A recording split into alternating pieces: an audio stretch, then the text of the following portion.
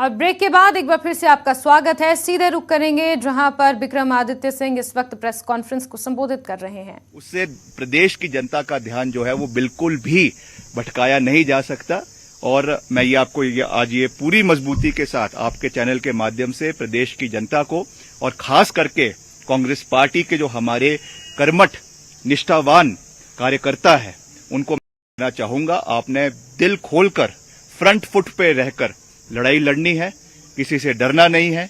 Congress party की सरकार आ रही है, मजबूती के साथ बन रही है और 2/3 की सरकार हिमाचल प्रदेश में कांग्रेस पार्टी की बनेगी।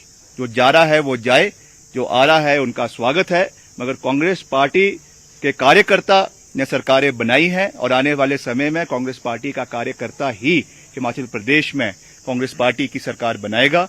ये बात मैं बिल्कुल दावे के साथ कह सकता हूं and we stand rock solid with the cadres of Himachal Pradesh Congress और उनकी आवाज को आने वाले समय में और मजबूती के साथ के लिए हम पूरी तरीके से वचनबद्ध है।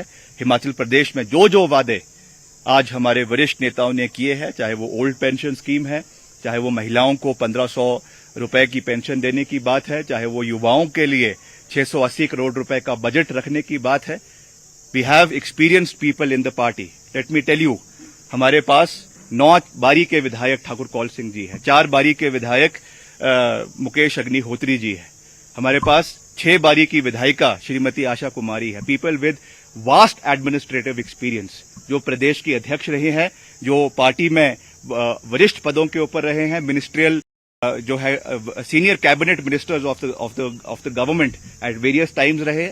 कौन बोल रहा है कि हमारे पास एक्सपीरियंस नहीं है? We have the vast amount of talent pool in Congress party.